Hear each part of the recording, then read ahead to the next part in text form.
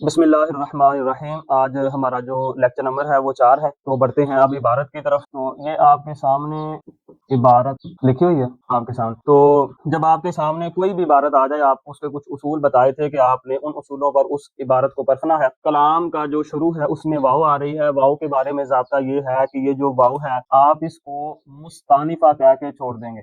اب یہاں پر ہمارے سامنے ضمیر کی ابتدان جو ہے وہ 2 قسمیں ہیں، ضمیر متصل اور ضمیر منفصل۔ جو ضمیر متصل ہے اس کی 3 قسمیں ہیں، مرفوع، منصوب اور مجرور، اور ضمیر منفصل کی 2 قسمیں ہیں، ضمیر مرفوع اور منصوب۔ اب اس میں سے جو آسان ہے ہم اس کی طرف بڑھتے ہیں۔ اور وہ ضمیر جو ایا سے شروع ہو وہ ضمیر منصوب منفصل ہوگی، جیسے قرآن پاک میں آیا ایاک نعبد و ایاک نستعین۔ اچھا، اب بڑھتے ہیں ضمیر مجرور کی طرف۔ اب جو مجرور ہے وہ مرفوع ہے، اس کے 2 ضابطے ہیں۔ اسم کے ساتھ متصل ضمیر، اسم مضاف ہوگا، وہ ضمیر جو ہے وہ مضاف الیہ ہوگی، جیسے غلامہ، والدہ، کتابہ اور قلمہ۔ اب اس میں لفظ کتاب جو ہے وہ مضاف ہے اور جو ضمیر ہے اس کے سامنے وہ مضاف الیہ ہے، تو یہ ہے ضمیر مجرور متصل۔ اس کا دوسرا ضابطہ یہ ہے کہ وہ ضمیر جو حرف جر کے ساتھ ملی ہو، جو حروف جارہ ہے وہ 17 ہے، جیسے بیہ، الیہ، فیہ۔ اب جو با ہے یہ حرف جر ہے، جو ساتھ ضمیر ہے وہ مجرور متصل ہے۔ اب بڑھتے ہیں ضمیر منصوب متصل کی طرف۔ اب جو ضمیر منصوب ہے جو محل نصب میں واقع ہو، جو فعل کے ساتھ ملی ہو، یعنی جو فعل کے ساتھ واقع ہو، جیسے دارابہ میں ہو ضمیر۔ اب اس کا اصول یہ ہے کہ جو ضمیر فعل کے ساتھ واقع ہوگی وہ ترکیب کلام میں مفعول بہ واقع ہوتی ہے۔ اچھا، اس کا دوسرا ضابطہ یہ ہے کہ وہ ضمیر جو حرف مشبہ بالفعل کے ساتھ ملی ہو۔ اب وہ جو ضمیر حرف مشبہ بالفعل کے ساتھ ملی ہوگی، جو حرف مشبہ بالفعل ہے اس کو تو حرف مشبہ بالفعل کہیں گے، اور جو اس کے ساتھ متصل ضمیر ہے اس کو ہم حرف مشبہ بالفعل کا اسم کہیں گے۔ یہ 2 ضابطے تھے۔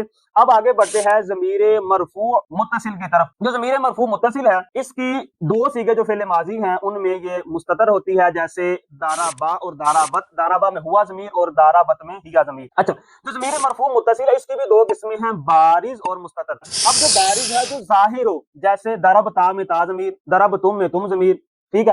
اور ضمیر مستتر وہ جو پوشیدہ ہو، جو چھپی ہو، جو ہم اندر سے نکالے، جیسے دارابا میں ہوا ضمیر اور دارابت میں ہیا ضمیر۔ اب 4 ضمیریں ہوگی۔ 5ویں ضمیر ضمیر مرفوع منفصل جو ابھی ہم نے نہیں پڑھی، ہوا ہما ہم، ہیا ہما ہن، انت انتم انتم، انتی انتم انتن، انا نحن۔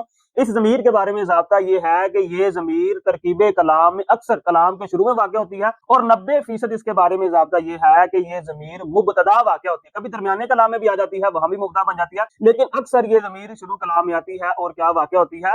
مبتدا واقع ہوتی ہے۔ تو اب یہ جو ضمیر ہے جس کا ہم نے پڑھ لیا، تو پہلے ہم اب اس کی ضمیر کو لکھیں گے ضمیر مرفوع منفصل۔ ضمیر مرفوع منفصل محلن۔ مرفوع محلن لکھنے کیا فائدہ ہے کہ مبنی کا اعراب محلی ہوتا ہے۔ مبنی کا اعراب کیا ہوتا ہے؟ محلی ہوتا ہے، جو نہیں بدلتا۔ اب یہ کیا واقع ہوگی؟ مبتدا۔ یہ مبتدا ہوگی۔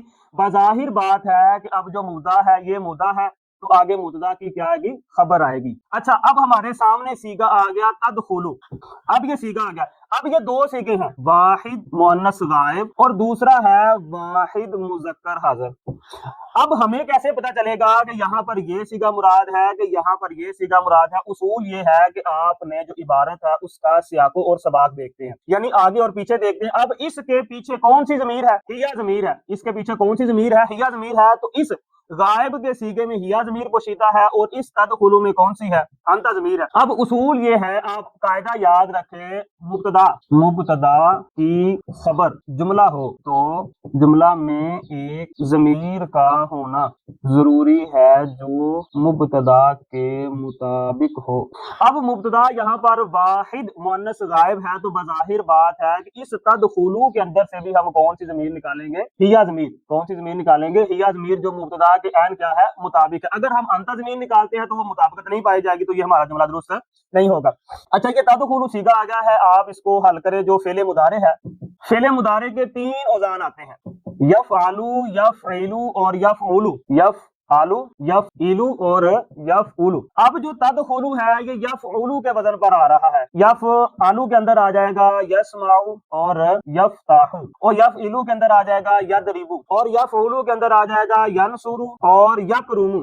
اب ہمیں کیسے پتا چلے گا کہ یہاں پر کون سا باب مراد ہے؟ اگر آپ نے ویسے منجر نہیں دیکھی تو ایک آپ یاد رکھے جو 90% باب ہوتا ہے اگر وہ آئے یعنی اس وزن پر آئے یا فولو کے وزن پر آئے تو وہ 90% یہی ہے کہ وہ اس سے ہوگا، اس کے چانس کوئی 10% ہوتے ہیں، زیادہ تو ہم نے استعمال منجر کے کرنا، لیکن یہ آپ اصول یاد رکھیں کہ اگر آپ کے سامنے کوئی سیگا آ جائے اور یہ جو آپ 3 اوزان ہے فعل مضارع معروف ثلاثی مجرد، یہ 3 اوزان آپ نے یاد رکھنے ہیں، سیگا آئے آپ فوراً اس کو وزن پر چڑھائیں تو آپ کو سیگا سمجھ آئے گا۔ اب جو تدخلو ہے یہ سیگا حل ہو گیا، یہ سیگا فعل مضارع کا ہے، معروف بھی ہے اور ثلاثی مجرد بھی ہے اور واحد مؤنث کیا ہے؟ غائب ہے، اور اس کے اندر ہم کون سی ضمیر نکالیں گے؟ ضمیر ہیا ضمیر، اور ہیا ضمیر ہم یہاں پر پھر مکمل لکھیں گے تاکہ آپ کو اس کے حوالے سے پڑھنے میں آسانی ہو۔ تو اب تدخلو فعل فعل مضارع، سیگا لکھنا ہے، وہ سیگا تو آپ کو بتا دیا، فعل مضارع لفظاً مرفوع۔ اب لفظاً کا کیا مطلب ہے؟ لفظاً کا مطلب ہے کہ یہ جو فعل مضارع ہمارے سامنے ہے یہ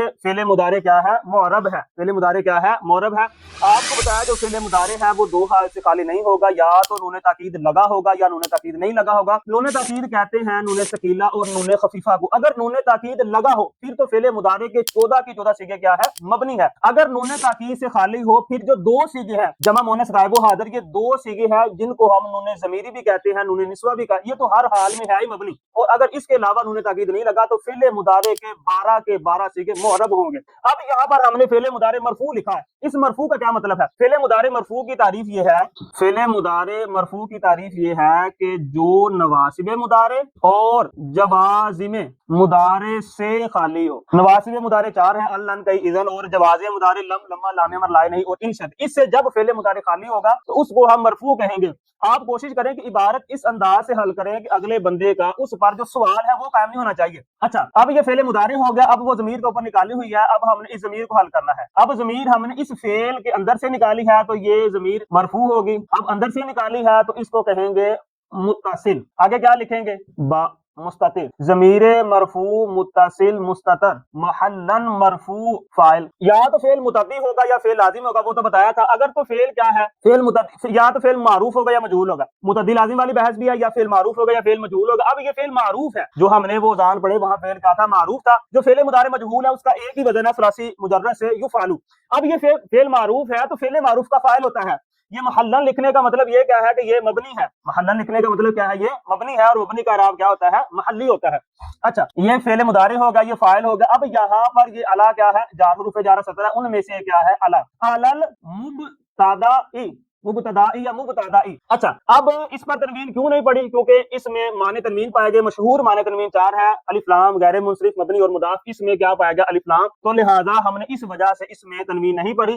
تو علل مبتدائی، اب یہ تو مجرور ہے اس الا حرف جر کی وجہ سے، اب یہ علل مبتدائی ول خبری، اب یہ جو ہے اس کے مجرور ہونے کی ہمارے پاس دلیل کیا ہے؟ کلام عرب میں 2 چیزیں مجرور ہیں، نمبر 1 با حرف جر مجرور، اور نمبر 2 مضاف الیہ مجرور۔ اس کے علاوہ اگر کوئی بھی مجرور ہو تو وہ توابع میں سے ہوگا۔ کس میں سے ہوگا؟ توابع۔ توابع کتنے ہیں جی؟ 5، صفت، تاکید، بدل، معطوف الیہ اور عطف بیان۔ توابع کتنے ہیں؟ 5۔ اگر کلام عرب میں 2 چیزیں مجرور ہیں، با حرف جر مجرور اور مضاف الیہ، اگر ان کے علاوہ آپ کو کوئی مجرور ملے، اب یہ جو خبر ہے، اب یہ مجرور ہے، اب ہمیں پیچھے نہ کوئی حرف جر نظر آ رہا ہے نہ کوئی مضاف نظر آ رہا ہے کہ جو اس پر کیا کر رہا ہے؟ عمل کر رہا ہے، کیونکہ مضاف الیہ ویسے مجرور ہوتا ہے۔ تو اب یہ مجرور ہے تو ہم اب چیک کریں گے۔ اب اصول آپ یاد رکھیں کہ اسم کا جو عطف ہے وہ اسم پر ہوتا ہے، معطوف معطوف علیہ کا قاعدہ ہے، اسم کا عطف اسم پر ہوگا، فعل کا عطف فعل پر ہوگا، اور حرف جر کا عطف حرف جر پر ہوگا۔ اب یہ اسم ہے،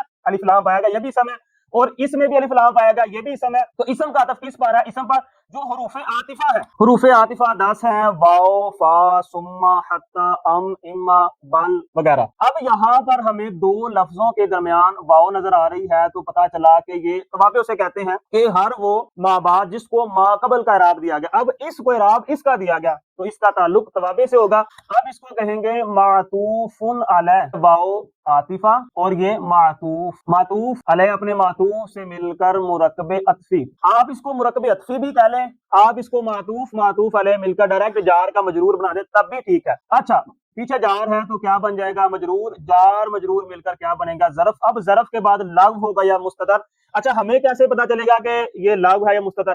اچھا ہم نے کیا کرنا ہے، اب پیچھے دیکھنا ہے کیا ہمیں. اب دیکھیں کوئی فعل نظر آ رہا ہے جی، یہ تدخلوا فعل نظر آ گیا، ہمیں فعل نظر آ گیا. جب فعل یا شبہ فعل پایا جائے تو وہ کیا ہوگا، ظرف لغو ہوگا. فعل مضارع اپنے فاعل اور ظرف لغو سے مل کر جملہ فعلیہ ہو کر، جملہ فعلیہ محلن مرفوع. جملے کا اعراب بھی ہوتا ہے ہمارے ہاں، یہ بتایا نہیں جاتا، ویسے کتابوں میں لکھا ہوا ہے جو جملہ ہے آپ اس کا بھی اعراب بیان کریں، کیونکہ ہم نے فعل مضارع مرفوع کی تعریف پڑھ لی. جو نواسب مضارع اور جوازم مضارع سے خالی ہو وہ کیا ہوگا، فعل مضارع مرفوع ہوگا. اب جو جملہ ہوتا ہے، جملہ مبنی میں سے ہے تو اس کا جو اعراب ہے وہ محلی ہوگا. تو ہم نے یہاں جملے کا اعراب بیان کر دیا. جملہ فعلیہ تو ہے لیکن یہ محلن کیا جملہ مرفوع ہے. مرفوع ہونے کی وجہ کیا ہے، یہ مبتدا کی کیا ہے خبر، اور مبتدا جو خبر کہتے ہیں وہ مرفوع ہوتے ہیں. مبتدا خبر جملہ اسمیہ خبریہ. اب آتے ہیں ہم اس کے ترجمے کے اصول کی طرف. ترجمہ کے اصول، جملہ اسمیہ ہے. جملہ اسمیہ میں سب سے پہلے مبتدا کا اور دوسرے نمبر پر خبر کا. اب خبر یہاں پر جملہ فعلیہ ہے، خبر یہاں پر کیا ہے، جملہ فعلیہ. اور جملہ فعلیہ کا اصول یہ ہے فاعل کے بعد مفعول اور پھر متعلقات اور آخر میں فعل کا. اب مبتدا پہلے فاعل کا کر لیں، اور ہیا وہ. اب یہاں پر فاعل ہیا ضمیر ہے. اب آپ ضمیر کا مرجع بیان کریں. اب یہ جو ضمیر ہے یہ راجع باسوئے حروف مشبہ بالفعل ہے. تو آپ کہیں اور وہ حروف مشبہ بالفعل، اور وہ حروف مشبہ بالفعل مبتدا اور خبر پر داخل ہوتے ہیں، اور وہ مبتدا. اب جملہ فعلیہ ہے، جملہ فعلیہ میں فاعل کا حروف یعنی یہ ضمیر راجع باسوئے حروف مشبہ بالفعل، اور وہ حروف مشبہ بالفعل مبتدا اور خبر پر داخل ہوتے ہیں. آپ کو کوئی سوال ہو تو آپ کمنٹ سیشن میں آپ لکھ دیا کریں، انشاءاللہ آپ کو اس کا جواب مل جائے گا. وما علیہ الا البلاغ المبین.